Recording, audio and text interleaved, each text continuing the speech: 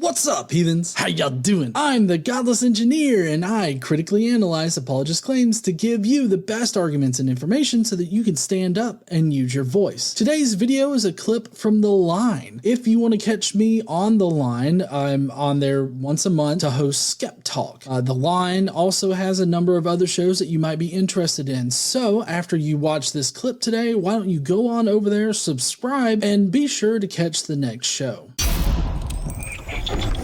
All right, so we're going to try Andrew again, and we're going to try to take a call real quick. So we got Andrew coming online. Hey, Andrew, can you hear us? Yes, this time I can. Okay, awesome. We got him. Andrew's on the line. What's up, Andrew? I'm so sorry you're from Florida. Oh, I love it. Okay. We all have wrong opinions. But that's not the topic. That's not the topic of tonight, though. All right. So what do you got for us there, Andrew? Yeah, I have a humanistic argument for religion. Hit us with it. Goes like this: if it wasn't more useful to us than not, if it wasn't more beneficial than harmful, it wouldn't have lasted so long, for tens of thousands of years. So it's helped us in many, many ways in our evolution, in our growth as a species. Okay, hold on. Andrew. So let me stop you right there. Can you provide any concrete examples of how religion has helped society along? Like I could think of a few, but I'd love to hear what you think are religion's positive contributions to human history and things. Terror management. So we had no idea what thunder was and what happens to us when we die. So it helps us with terror management and the loss of our loved ones. Terror. Okay. Terror management. Sorry, you go ahead, Rebecca. No, I was just clarifying that he had said terror management. Right. But I can respond. Oh yeah, definitely. Go ahead. Okay. So it would be easy for me to argue that it has caused way more terror than it has managed, especially with the concept of hell being introduced to children. I have not met a human being who was like, that's puppies, kittens, and rainbows. Like, what? So how many beings on the planet have been terrorized by it versus how many people have been not terrorized by it? Looks like terror. I'm sorry, that's all-encompassing terror as far as person to person. Yeah, that's only a minority. So, the majority of religions throughout history do not believe in hell or an afterlife. And those who do believe in hell, the vast majority of people don't even think they're going there. They either think that they're too good to go to hell, they're not going to get judged like that, or they don't believe in hell. I have to push back on this real quick. Hold on, Andrew, hold on. Okay, you go ahead. You go first, Rebecca. Okay, sure. So, couple of things here. Earlier, I was speaking about how I actually like stories. I like to introduce them. I like metaphors. I wouldn't say that I wanted people introduced to all of the religions and all of the stories, age appropriately, obviously, if I didn't find value in sharing those stories or gaining something from history or all of those different things, right? Or, even just questioning them, like, was that actually a good story? Probably not. What bad things came from that story, right? Learning from it. So I don't actually have a problem with the sharing. I have a problem whenever you say this single religion is the perfect religion and we're going to judge everybody by it. That's where it comes in. Or, hey, hell's real. There's a lot of things that come with it that I think, let's just move forward and call them stories. Let's question those stories and pick out which things are yeah, that was cool, or no, that was horrific, right? And move forward with these stories and how they, what was gained, what was lost, etc. Learn from them, make more stories. What? Right? That's where I'm at. And as far as the terror management thing goes, like when I was a Christian, I mean, the whole terror aspect and like the hell aspect that Rebecca was talking about, like that only helped like deepen like my clinical depression. It helped with a lot of negative self-talk that I learned to put myself through. So, I mean, it had a lot of negative effects on me. And that was, and it wasn't because like, I wasn't the type of person to think, oh, I'm too good to go to hell.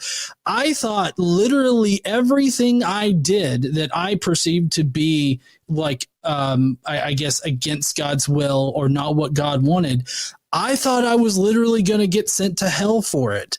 And so like I was not in constant terror as a kid, but there were times where I was terrified of going to hell for some of the most mundane things. And that only like worsened when I was going through puberty.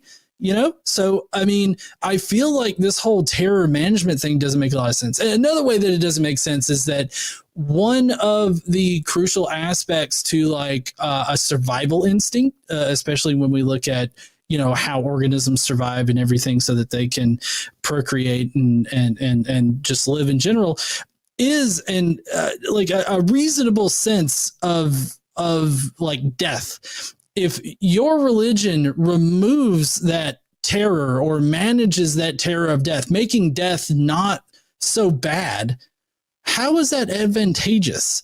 Like if I do something or I convince you that if you die, that's no big deal. Like that's not a big thing. You're, as Frank Turk would say, you're just changing locations. How is that advantageous to the human species? Sorry, go ahead, Rebecca. Well, I said, sorry, it's okay. I lost it anyway. Okay. It was just, sorry, go ahead, Andrew. Yeah. Oh.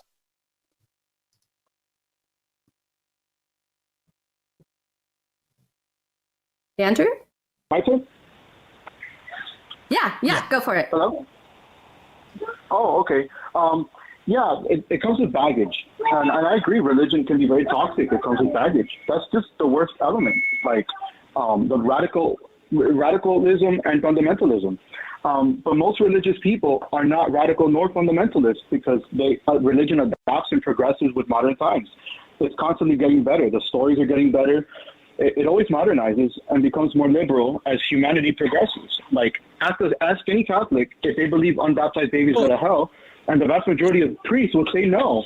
So it's not really hold on. People have extreme ideals. You have to, Andrew. You do have to agree that religion is drugged by the progression of society, kicking and screaming, right? Like, I mean, look, I live in Alabama. We're regressing in society here in Alabama. I mean, right now, you can't even perform the standard care for IVF because the providers, believe because of the Supreme Court ruling, they will be charged with murder for giving standard IVF care. That's a regression in society. That and the decision on that is purely theological. The Supreme Court justice that wrote the positive opinion about the decision, only listed theological reasons in order to basically prevent IVF care as well as other forms of care in this area from being performed. Because they have this weird sense of when somebody becomes a person. And it's all because, but my God says, like, I mean, you could reduce the opinion down to, well, my Bible says this, so therefore it is that. And I guess I just don't see the positive nature in that. Go ahead, Rebecca. Also, like, okay, so you mentioned Catholicism. You mentioned that it can grow and change. I was raised Catholic. And I understand how my family views the world. And honestly, they're really awesome people, right? And also, like it's still a single, like, myopic view. They don't have a very broad understanding of other people, and that gets in the way with their abilities. I'm looking for something that's a little bit more comprehensive. I want larger amounts of growth than just minorly change something archaic. I don't think that we need to be minorly changing archaic things. I think we need to be working in the present moment that we're in. And I find it very difficult if we're still, peddling archaic stories, talking about the real, confusing people. Honestly, it's just at a point of being extraordinarily confusing. Like, how is that something upon which to build a society? That makes no sense to me.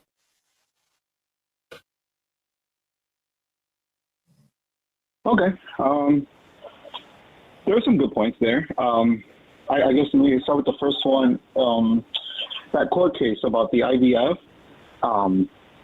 That bad court decisions, that's ideological. Like Cuba, communist Cuba was a secular society, and they made many awful court decisions based on their ideology because they were trying to push it. And so that's in religion and that's out of religion. That's a human problem, not a religious problem. People try to shove their ideology into other people's lives, and we share the public square. So religious ideas that are good. I would agree. I would agree, but I think that just points away from the effectiveness of religion. I mean, you just compared religion to Cuba. Like, did you hear yourself do that? Because that's what I heard. Yeah, it's an ideology. It can be good or bad, depending on who has it, who's using it, who changes it. It sounds like you're saying that it's a bad ideology. I'm sorry. It's just, like I said, I think you're making the case for why it's not an effective ideology and that we should do better as people. Like, let's not do what Cuba did either, right? That's obviously an example of something that went wrong, right? Yeah, and it had nothing to do with religion. People go wrong all the time in secular societies and I agree with societies. That. Yeah, right. And we're goes wrong. Right. We're pointing out to you how it doesn't seem like religion offers anything. Like you're literally comparing it to this other situation. This, I guess, what you would say is secular situation, where religion's not a factor, but then religion is a factor, and you get the exact same result. So where's the net positive that religion brings? Religion is like technology. You can use it for good or you can use it for bad. It has its benefits with emotional regulation, or else it wouldn't have lasted for tens of thousands of years and to this very day. It benefits people's lives. Let's hold on. No, this is a bit wrong-headed here, because the entire reason why religion, like any one specific religion, has continued in the minds of people or in popularity is not because of its ability to manage emotions or manage terror, like mentioned before. Sorry, go ahead, Rebecca. I have something here as far as emotional regulation and religion, because, prayer, right? Sitting around and thinking about your life helps, right? If I'm going to sit down and I'm going to be like, oh, I really got to figure this out. Let me think about it. I'm going to sit and think about it, right? That, if I was telling myself I'm bouncing it off of God, whatever, I'm still sitting and thinking about it, right? And that practice of sitting and thinking about things helps you navigate your life. That has nothing to do with the belief. And that belief comes with a whole lot of stuff that's not just thinking about your life, because I'm all for thinking about your life. But the rest of it is extraordinarily dangerous. So that whole emotional regulation thing, you can do practices that do that without the extraordinarily terrible garbage that comes along with it.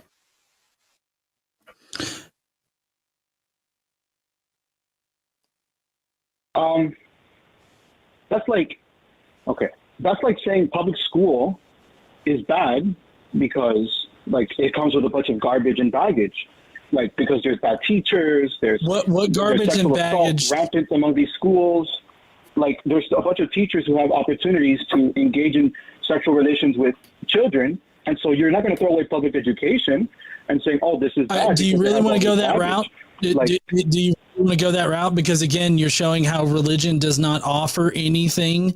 It doesn't offer any further protections. It doesn't prevent people. I mean, all you have to do is look at not only the investigations into the Catholic Church and the several parishes around the world that have pedophile like rings and have been the subject of sexual assault lawsuits against them, but you can also look at the Southern Baptist Convention. They also did a study where it also showed that even in independently teaching like Baptist churches, they all are part of this kind of thought process right here. So, I mean, maybe you're right about public school, and there being some issues with public school, that we do have ways of resolving those issues in school. Like there are laws that are governing them and everything like that.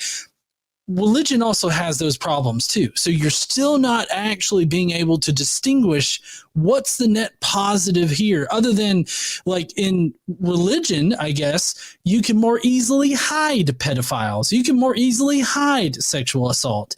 You can use God as a shield, and it's easier to use God as a shield in order to protect yourself from the repercussions of law enforcement, from your community and all that. You don't have that in a public school for the most part. I'm not saying that can't exist. I'm just saying for the most part, it would be a lot harder for you to accomplish that as like a teacher at the local middle school than like the priest at your local church or the pastor, like the youth pastor or whatever.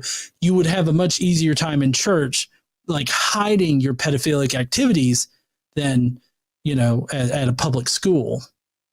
And I'd like to add, earlier I was speaking about patterns of behavior, how frequently this pulling in perfection, right?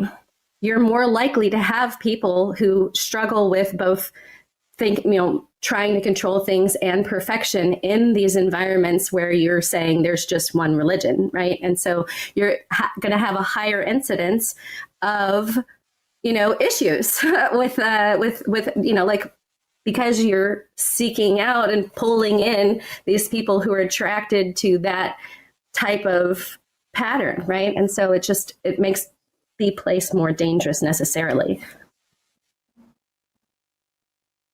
But that type of baggage can be found in like relationships too, like in narcissistic relationships. But you wouldn't throw out romance.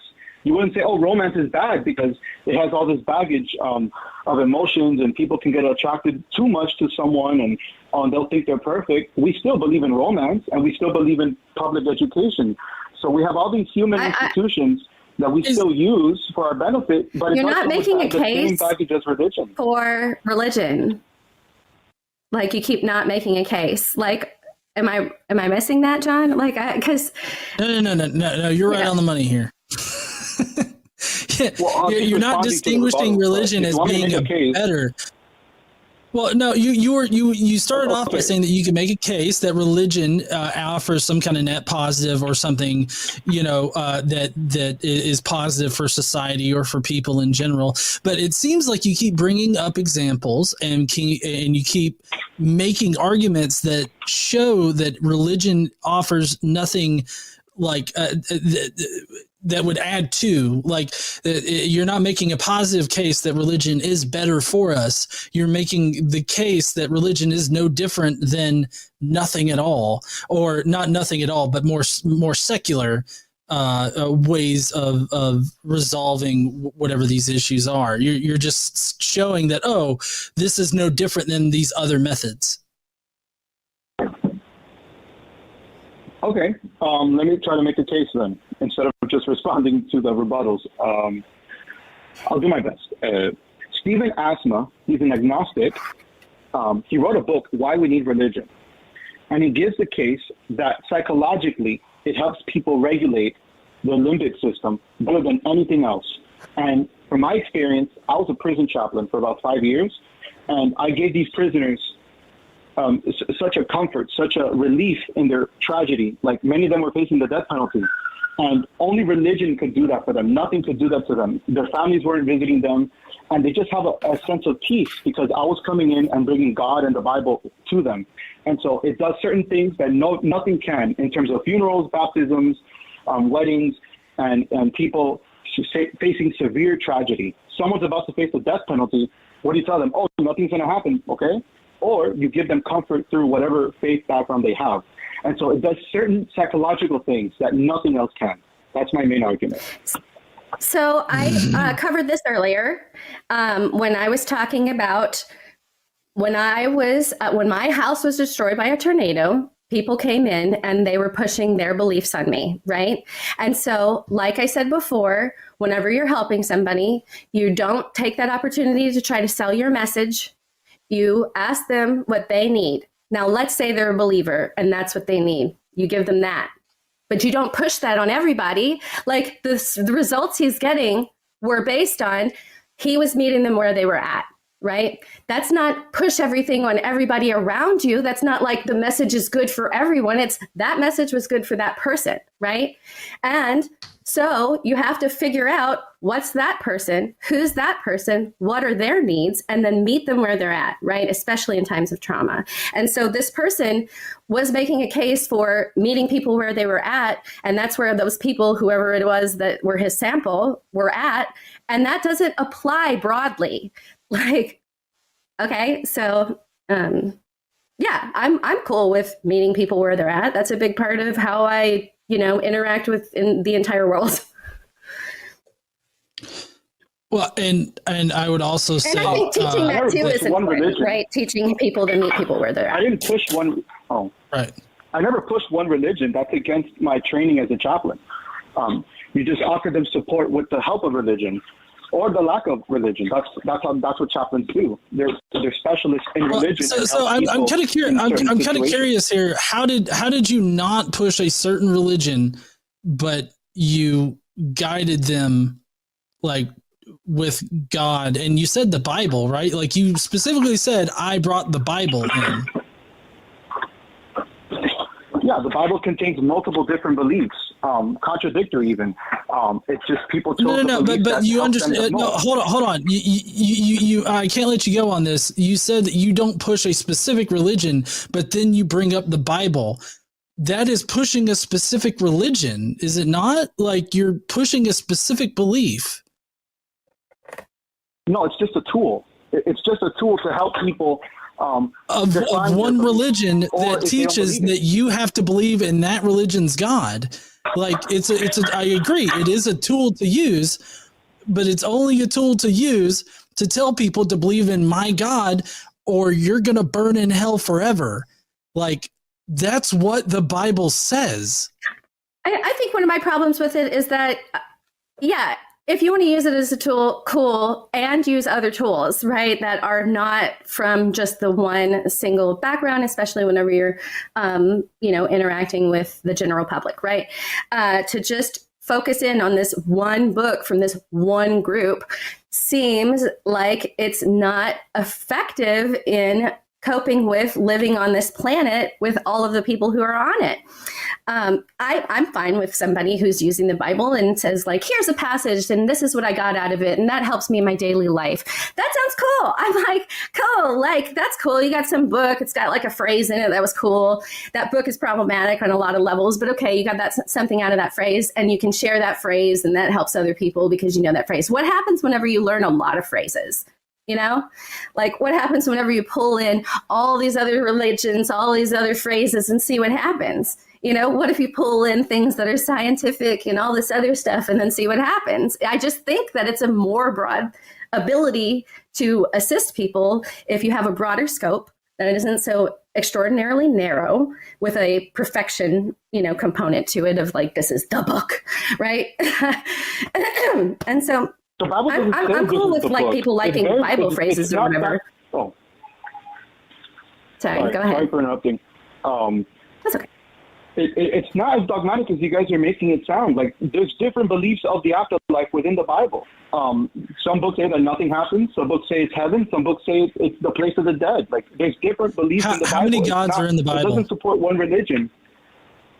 No, it definitely does support one religion. It's the Bible. How many gods are in the Bible that are proclaimed to be the one true God?